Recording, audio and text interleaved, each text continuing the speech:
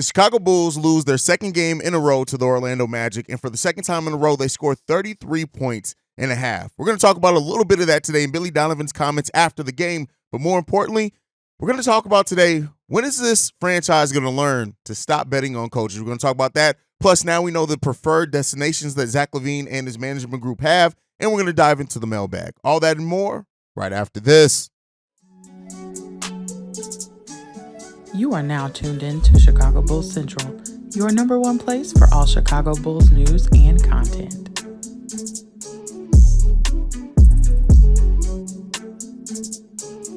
What's going on, Bulls fans? Welcome to another episode of Chicago Bulls Central, your number one spot for everything Chicago Bulls related. I'm the host, Sarah Hayes, but more importantly, you guys can follow the channel at Bulls Central Pod on every single social media platform we happen to be on, especially TikTok. We're trying to pop off on TikTok, so if you guys want kind of little bite-sized news chunks, go and follow us on TikTok. But with that said, let's go ahead and get into the content.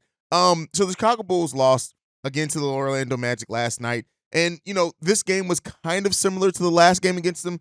33 points in the first half again for the Chicago Bulls. Zach LaVine really came alive in the second half of the game. The Bulls end up making interesting down the stretch yet again, right in the game that I really truly feel the Bulls didn't deserve to win that game. Had they won it, yeah, I would have been happy. Don't get me wrong. I'm always happy when the team wins, but I don't really feel like they would have deserved to get the win in that game. Turnovers a big problem for the team yet again, and just overall execution. This continues to be a team that throughout large parts of the game just doesn't have heart. Now, we did get to see a little bit of it.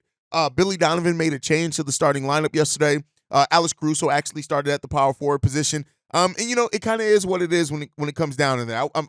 I was kind of surprised that Billy Donovan went Alex Caruso at the 4 yet again.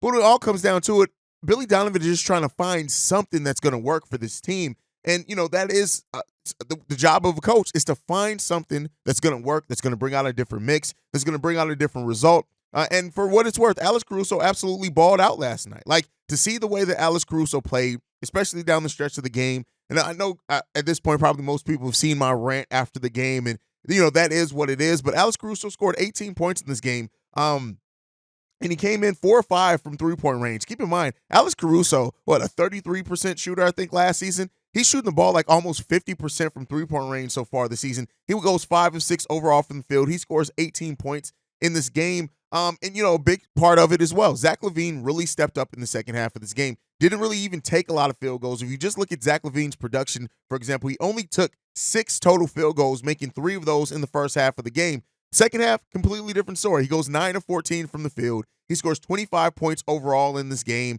Overall in the second half of the game, he scores 34 points overall. And, you know, it was good to see that Zach LaVine kind of step up as well. I know some people are kind of upset at it, say, you know, Zach LaVine padding stats or whatever else. At this point, I don't care. Even if that is truly the case, you know, I'm glad that he showed some heart down the stretch of this game. Kobe making a big shot as well. DeMar DeRozan returned. He goes 10 of 20 for 23 points in this game. But overall, what it just feels like is a team that just doesn't know how to get itself out of its current run. Billy Donovan actually talked a little bit about those type of things after the game, and he said this. 33-point first half. We've been talking to you about the shooting ad nauseum.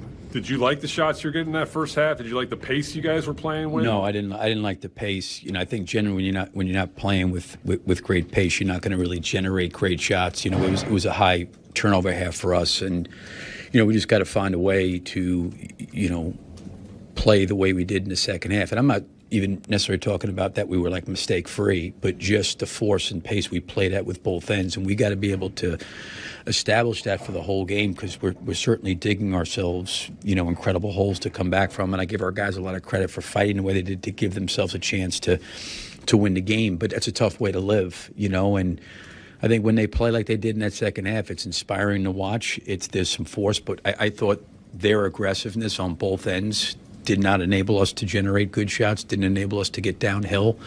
Had a hard time going by them on the dribble. There was a lot of, I think, factors into that. And when it comes down to it, right, and am I blaming everything on Billy Donovan? No, right? But I do say this, that, and I know the last play, the game winner, it ended up being Nikola Vucevic taking a three-point shot. That wasn't the main option. I think sometimes as basketball fans, we look at the result and we think, hey, how do you draw up a play for Nikola Vucevic?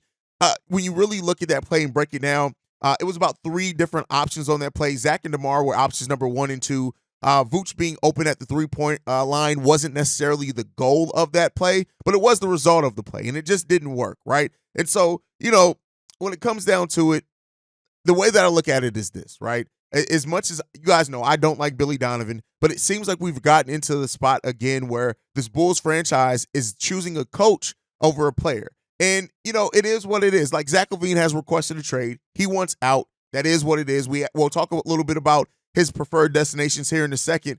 But even after the game, Zach LaVine was asked about, lineup. A reporter said Billy Donovan has adjusted lineups. Do you feel like you're trying stuff to correct things? He said this: the players are doing everything they can. I know everybody's trying to do the best they can, so you just got to figure out something that works. And that's what it comes down to. We are not figuring out something that works at all. And in my opinion, regardless of what happens with Zach LaVine, Billy Donovan has to go. And and again, that's not to blame everything on head coach Billy Donovan, because it's not. And I recognize everything isn't just on Billy Donovan. But to me, the flaws that Billy Donovan does have become more and more glaring, especially when you don't have a near superstar point guard to run his system. And I don't see that coming for the Chicago Bulls. Now, if we get that in the Zach LaVine trade, it's not likely through some of the things that we've heard, then maybe that could change, right? But as it stands right now, I think personally, I know a rebuild isn't coming. I know a lot of Bulls fans are calling and thinking that this Zach LaVine trade means that we're going full rebuild. It doesn't.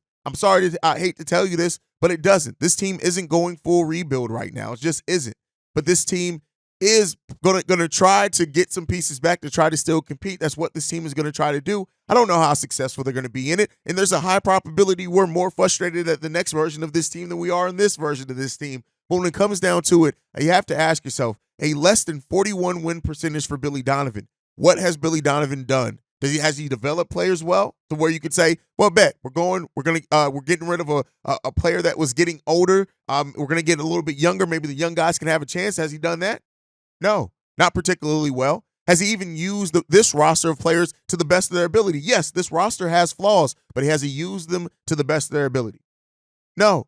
And I get it that the players like Billy Donovan. That's per Daniel Greenberg, per Stacey King, and a few other people have actually said, even when you look back at the Zach LaVine drama with Billy Donovan, we heard that a lot of the Bulls players actually sided with Billy Donovan over that, which may have been the first fork in the road that led us to where we are now. But it's just where we are and where we currently sit. I have huge doubts about the front office's ability to draft well and them to actually put a team together, right? They did put this team together, and when Lonzo Ball was healthy, it was working, but we haven't done shit since then. I have serious doubts about the coach, Billy Donovan, to even be a coach that can help coach these players up. But at the end of the day, is this next, we are heading, whether we want to or not, into a new phase of the Chicago Bulls whenever this Zach LaVine trade goes down. And you have to ask yourself, and evaluate what you have here. And this is an opportunity to move off some of that as well by the end of the season. And we'll see what that brings. Now, as far as Zach LaVine, a report came out yesterday. We got a little emergency video on the fact that LaVine just doesn't want to play for Billy Donovan anymore. He's kind of overplaying for Billy Donovan. But in that, we also got his preferred list of teams that he wants to go to. Apparently, the Lakers, Heat, 76ers are teams that are high on his list. And then later on, it came out that he's also eyeing the San Antonio Spurs. And he would welcome a trade, not necessarily prefers it, but he would welcome a trade to the Sacramento Kings as well. We also got word that he does not want to go to New York. So what does that mean, right? When you look at some of the pieces that those teams have to offer, we've already talked about ad nauseum, basically what the Lakers would have to offer for Zach, and no, they're not going to get Zach and Caruso, and no, a trade for him and DeMar both kind of wouldn't work. They would have to give up so much of their team just to match the over $60 million in salary that those two players have, which we do have a voicemail from Cornelius. I'm going to go in that into a little bit more detail. Then you look at the Heat. We already know what the Heat have to offer. A package built around Tyler Hero, and then a 2028 and 30 first-round pick would be the main kind of things in that deal. They need to include some other things, Duncan Robinson, something like that. The 76ers, we've heard about what they can offer us. Terrace is one of the things on that. 2 first-round picks as well. Some things to match salary, but they don't really have the young piece that the Bulls are reportedly coveting in a Zach LaVine trade. So you got to look at that as well. And then now the San Antonio Spurs. Now, that is an interesting team for me. The fact that the Spurs name was in that, not just because, like, I would say this, for a player that wants a better coach, right? It seems like Zach LaVine is just over Billy Donovan as a head coach. I can understand wanting to go to one of the best coaches in NBA history, if not the best coach in NBA history, to help round out your game. They also have a young piece in Victor Wembanyama that down there that just looks like he is going to be everything that people wanted him to be. But then you have to look at how do they match salaries. Now, they could get pretty close. A combination of Keldon Johnson, Devin Vassell, Doug McDermott, it gets you kind of close there, right? They also could look at some Devontae Graham, Malachi Branham, who's a player I was high on in that draft. So there's a combination of a couple of different things that they can offer that could match the salary of the Chicago Bulls. The biggest question is that are they willing to do that? Now, this is a team that, per what we've known and heard, they aren't necessarily trying to compete for a playoff spot. They're not tanking either anymore. But pairing Zach LaVine with Victor Wembanyama, right? And then whatever else you do there. Now, they just signed Devin Vassell to a contract extension, but would they be willing to give it up? If they do, that means that it couldn't happen until after December 15th. But you got to ask yourself those questions. Then when you look at the draft compensation for it, one of the things that the San Antonio Spurs have to offer that no other team has is the Chicago Bulls 2025 first-round pick. They own that if it doesn't fall in the top 10. So they could remove that protection for the Chicago Bulls. The 2025 draft is one that's slated to be pretty deep. The Spurs also own the Charlotte's first-round pick in 2024. To a degree, there's some protections on that. They have some protected of the Toronto Raptors 2024 pick, and then they also have picks that have protections on it from, they own the Atlanta Hawks 2025 pick outright. They have protections for the one from Charlotte. So they have their own first-round pick in both those years as well. Now, you can't trade them in back-to-back years. So the San Antonio Spurs have the young talent, and they have the draft picks, and they have the matching salaries to do it with. So if the Spurs are truly interested in Zach LaVine, and it's not just Zach wanting to go there, I think the Spurs probably offer the best mix of young players and first-round picks that the Bulls would want in a Zach LaVine trade. The biggest question you have to ask yourself is, why would the Spurs do that? They have a young core already of players that can all grow and develop together. Why add an almost 30-year-old Zach LaVine to that unless they're going to try to start going hard after a playoff spot now, which, again, I'm not ingrained in Spurs. I know what the Chicago Bulls plans and things are because I'm ingrained in this culture. I don't really know the Spurs. So if you're Spurs fans out there, let me know. The Spurs right now are 3-9 on the season. So maybe they do look to do some things. I don't know. It's not like Greg Popovich hasn't taken an older player before and taught him some things. Shout out to DeMar DeRozan. So maybe that could be the case as well in this case. But hey, let me know what you guys think on that down below. It is Saturday, so it is Mailbag Day. And because I went on such a rant on my post-game show yesterday, we're going to actually have 7 voicemails today. So dig in. It's going to be a long one. Let's go ahead and get to the first voicemail. This one's from Known Sage. CEO Hayes, it's No Sage again for your mailbag. Shout out your Breaks Radio podcast. Latest drop. It was nice to hear you and Baylor come back on that platform. Just got a couple random thoughts from the win on the Pistons. I was trying to dig on some research, and it's not as fully versed as yours, but basically I was looking at the core 3, the mid 3, hopefully coming back to the big 3 territory. So basically, did DeMar, Vooch, and Zach play any better defense before coming to Chicago? I know they were always offensive heavy, but I'm grappling with this whole idea of them not necessarily being two-way players, although DeRozan had that amazing performance with 4 blocks. And then, I guess separately, but not really related, on the Breaks pod, just the whole conversation about current music not necessarily caring about substance and lyrics and witty punchlines or what have you, and just the vibe. Is the NBA sort of that metaphor, right? Like, defense and blocks and steals are no longer treasured, sort of like the rap and hip-hop conversation, and it's all just about vibes and money bags and all that. Anyhow, love the content, love the daily drops, and that's all. Oh, last quick thought. You might cut this off, but Auntie Maine, where is she at? I need some more voicemails. I need a podcast from Auntie. Like, every time I hear her, my battery pack gets charged up. All right, peace. No, say, did the core 3 play better defense before coming to Chicago? I would say this, Vooch.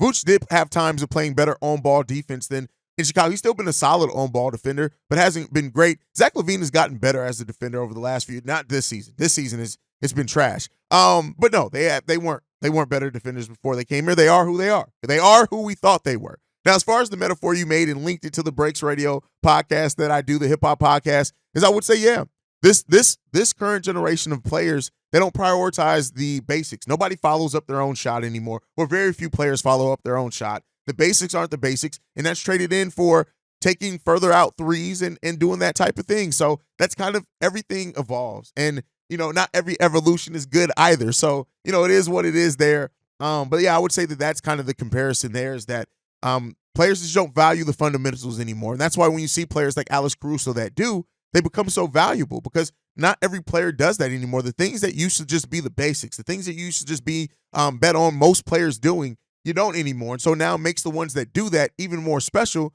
because we don't see it that often. But all right, let's get into the next voicemail. This one's from Mark. What's good? Hey, this your little brother Mark, man. Check it out. I know who I blame for this with all the trade rumors and the Zach being traded, possibly being traded, my bad, and DeMar being traded. You know who I blame for all this? I blame Lonzo Ball. It's Lonzo Ball's fault. It's his fault. It's LeVar's fault. It's LaMelo's fault. It's D'Angelo's fault. It's the training staff's fault. It's all their fault. His knees, man. It's all fucked up, man. It's all Lonzo Ball's fault. But no, in all seriousness,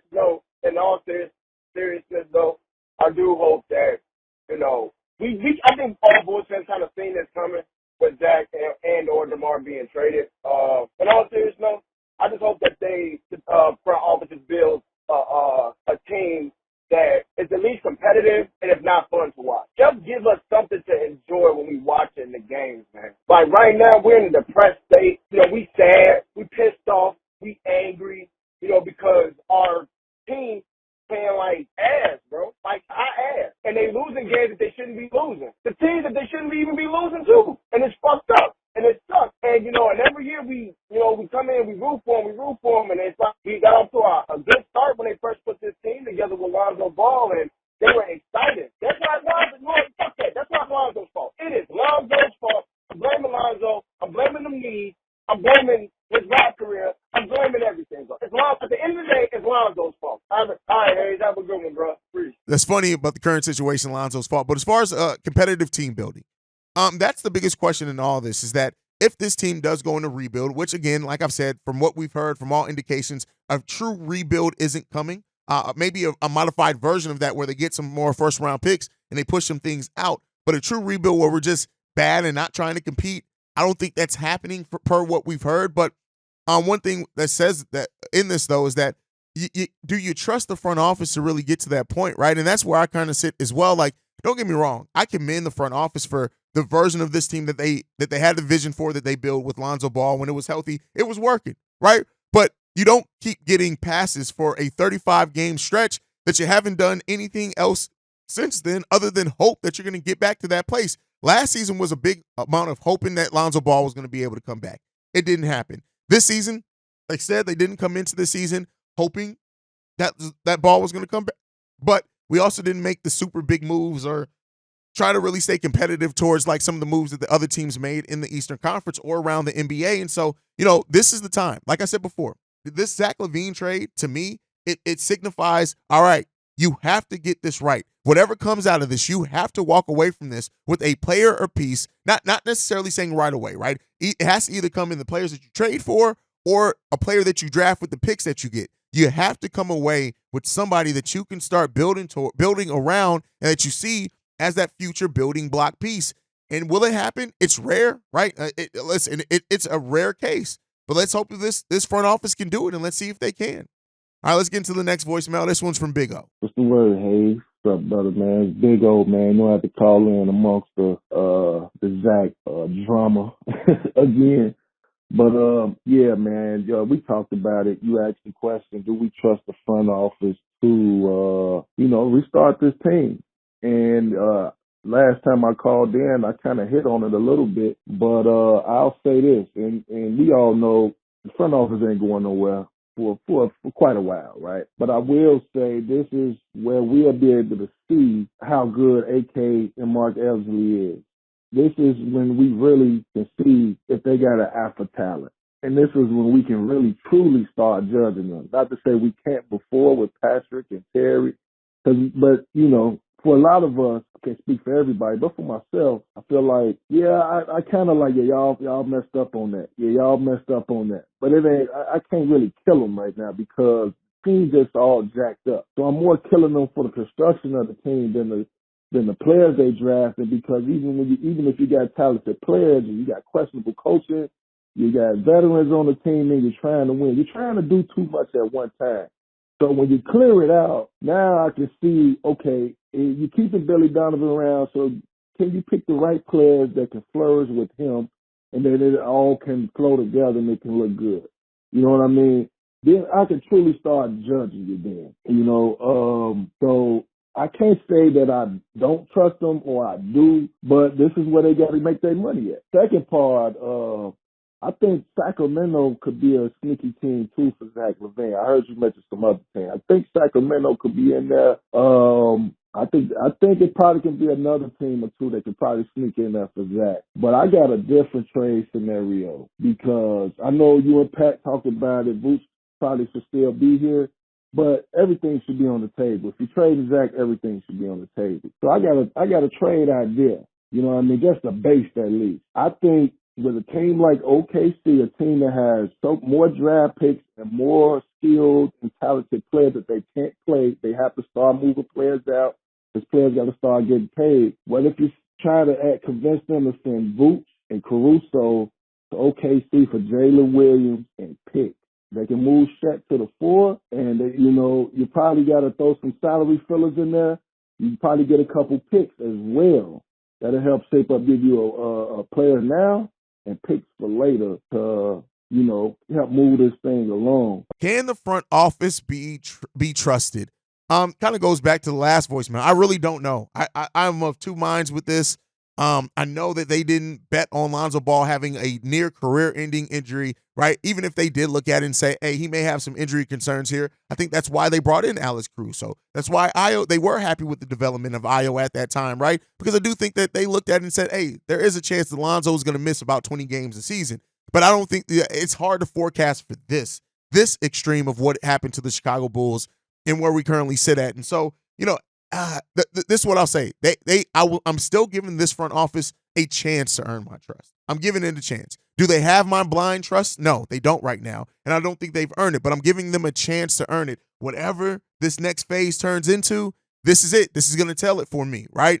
And, at the end of the day, where the Bulls sit at right now, it's frustrating, it's disappointing, and it sucks to see where this team is right now. And the lack of heart, the lack of effort, the lack of desire. Alex Caruso is the one that's giving it every single day. And it sucks that we don't see that throughout this roster. And hopefully this front office now can build something more meaningful, more sustainable, and more long-term than what we saw the original roster that they built did. And so let's hope that that's the case. That's always what I'm going to hope for my franchise. Do I have faith in it? I sit on the fence right now, brother. I'm just being honest with you. I'm a defeated Bulls fan right now. And, I sit on the fence. But let's get into this next one. This one is from Shay. Hey, what's up? Look here, man. I don't want you to even try to correct me or try to even be funny right now, man, because I'm pissed off right now. This is some bullshit. I've seen teams with lesser talent and lesser talented Chicago Bulls teams do better than what the fuck we doing right now. Look here. I understand. Zach probably doesn't want to be here, and that's whatever, because I wouldn't want to be here either. And at least I can say he's somewhat trying, even though his IQ plays a lack of shit.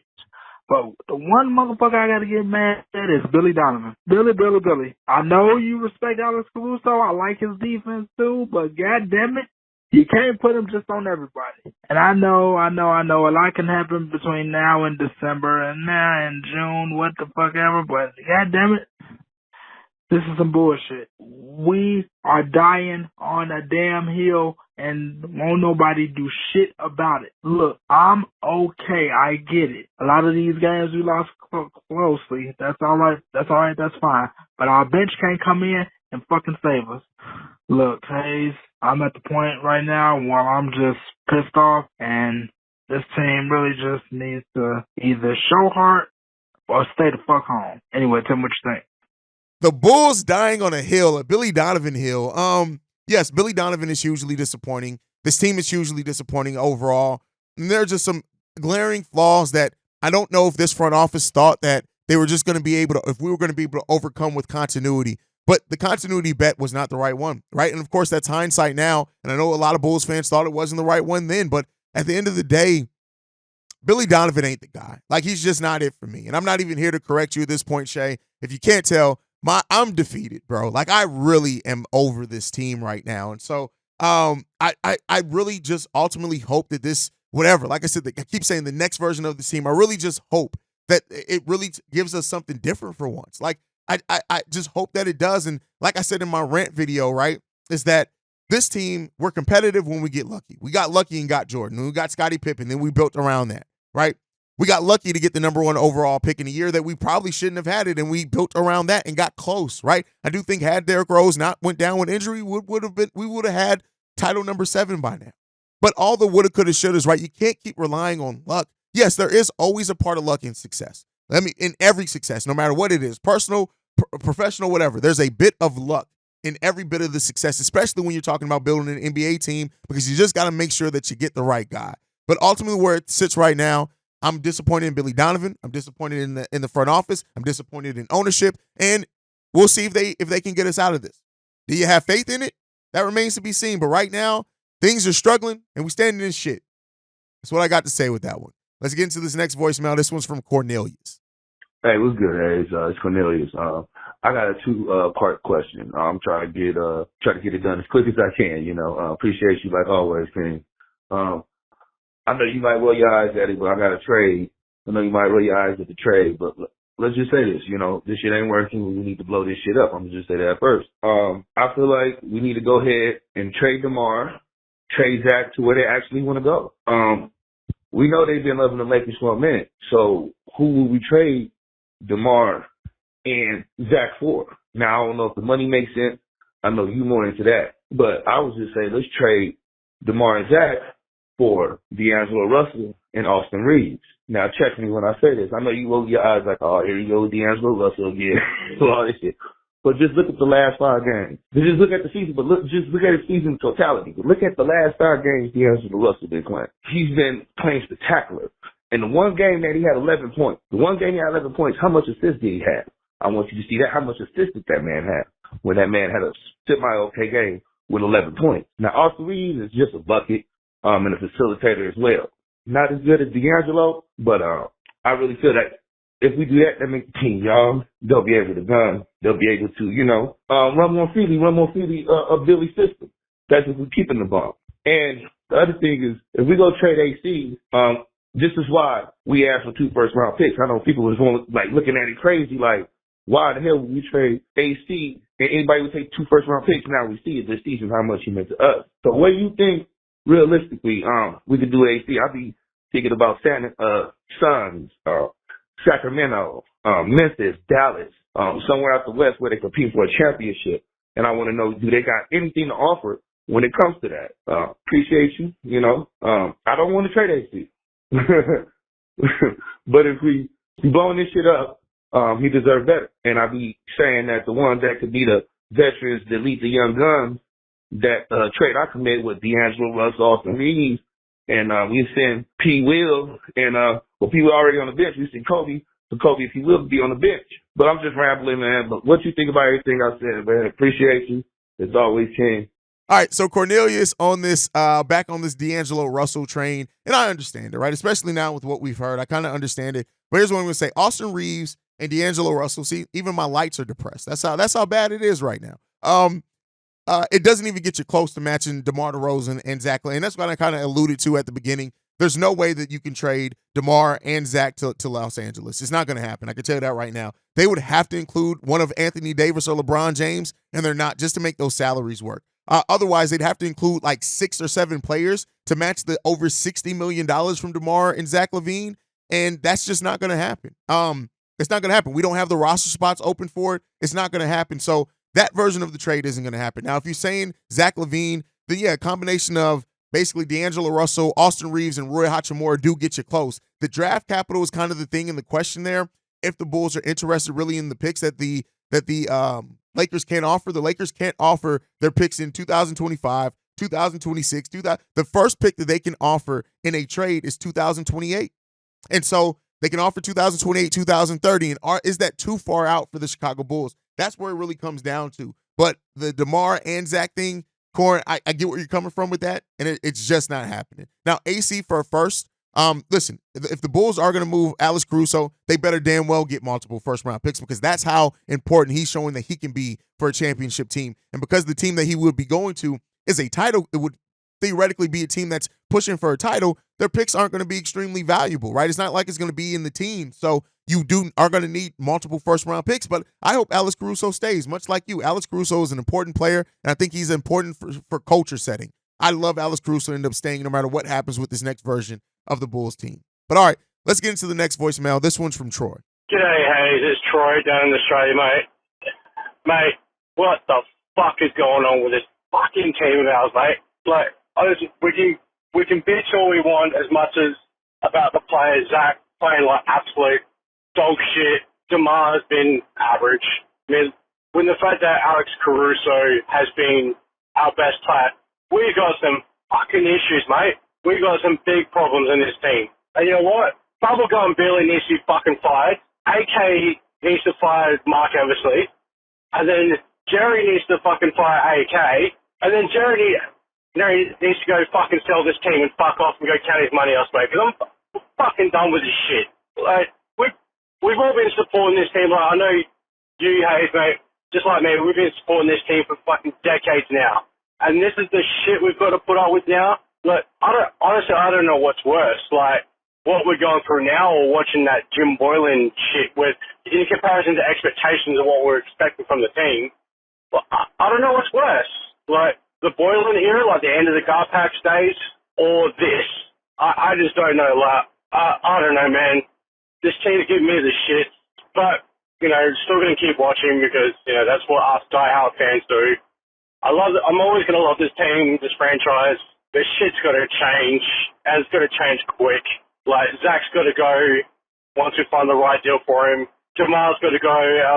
You know, like I said in one of my tweets, that everyone can go except for Alex Caruso. He's the only guy I want staying on this team. Everyone else can go. And by that mostly I mean the guys who actually play regularly, like okay, even Dalen Terry can go because I don't see anything in Dalen Terry. Julian Phillips, keep him around. Io, keep him around. But the shit's got to start over. All right, man. Appreciate you. Let's see you, road, Matt. Go Bulls.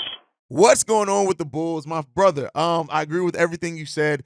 It's struggle. Like, that's what's going on with the Chicago Bulls. Right now, we are in our period of struggling. We are in our period of hell. That's where we are right now. Are we going to come out of it? Doesn't seem like it, right? I don't trust this front office. I don't got no, like, at the end of the day, can they earn my trust? Yes, they can. But they don't have it right now. And so where we sit right now as a franchise is absolute piss poor. Like I said, we stand in shit. That's where we are. We are knee deep in shit. That's where we are right now with the Chicago Bulls franchise. And let's see if they can clean it up, man. Ultimately, I feel like this has been a series of bad decisions and bad luck that has left the Chicago Bulls to where we are now. And it's going to have to be a series of good luck and better moves to get us out of where we are. Can they do it? Other teams have done it.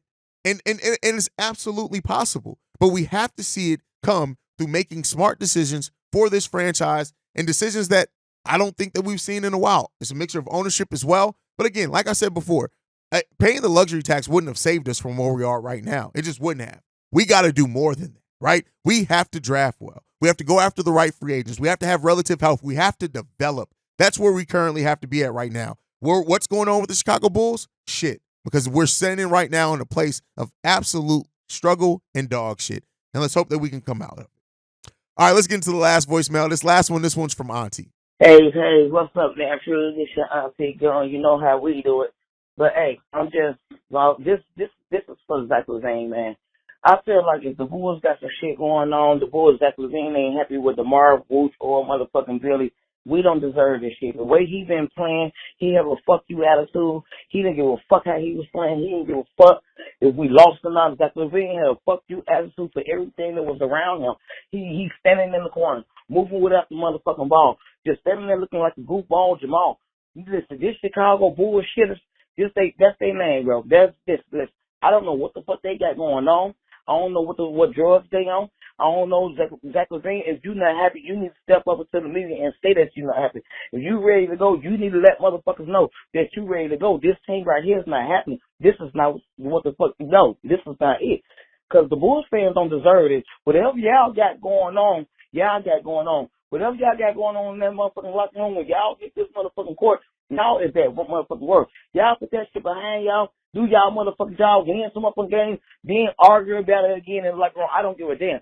But this shit here, we couldn't even beat motherfucking Orlando, retarded ass Magic City. We couldn't beat them. Zach LaVine, you did absolutely nothing.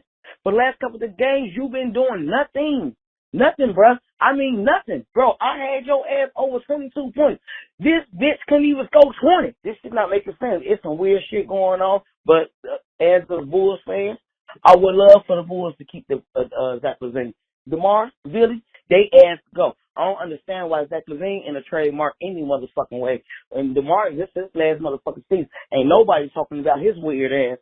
That's one selfish ass bitch. Don't want to play defense. I don't know. Zach LaVine ain't been playing offense. He ain't been playing defense. So Zach LaVine just been lost. My thing is, if any other player would have been playing like that, why you can't bench Zach LaVine? Why can't he get a punishment just like you would bench anybody else, Billy? Yes, Zach LaVine is a high-scoring player, but he's not doing shit.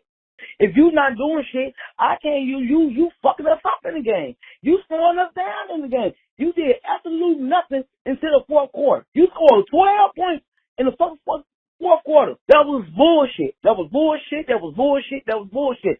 Hey, we need to we gotta see some identity. This chemistry that we seeing, y'all not getting along. Y'all not working together, bro. It's some y'all not communicating on the court. Everybody just fucked up in the head right now. Hey, Billy, AK Mark, I don't know what y'all got going on, but if y'all finna trade Zach LaVine, I don't give a fuck. Y'all can retool this whole team. Don't rebuild, but Clearly, this was left after before the second Orlando Magic game. But listen, I ain't got nothing left to add. This Chicago Bulls team is struggling right now. I'm glad that Zach LaVine had a better game and a better second half in the second game against the Orlando Magic. But where it comes to it right now, we're heading towards a place that we all see. And it's going to be a long time. Zach ain't getting traded before December 15th. And we'll see what that ends up bringing for the Chicago Bulls and where that roster sits. And we'll try to evaluate that then. But guess what? Until then, expect to see a lot more of what we saw yesterday. I know that Stacey King said that the Bulls are close and things like that. And I understand that. And I understand where Stacey King was coming from with that. But to me, yeah, we're getting close to figuring it out. But again, Zach LaVine's gone either way. He's getting traded. He has requested a trade. So even if we do start figuring it out with this roster, it's only going to be temporary because Zach is on his way out. So let's see, man. Let's really see what's going to happen to this. Guys, thank you so much for tuning in to another episode of Chicago Bulls Central. I love you guys, man. Make sure you guys are following the show at Bulls Central Pod. You can send us any feedback, questions, comments, concerns, bullcentralpod@gmail.com. Lastly, if you want to leave a text message and our voicemail, the number to do so, 773-270-2799. We are the number one spot for everything Chicago Bulls related, thanks to you guys. And like I like to end everything on, go Bulls. Love you guys. See red if you can, y'all. Peace. This has been a presentation of the Break Media.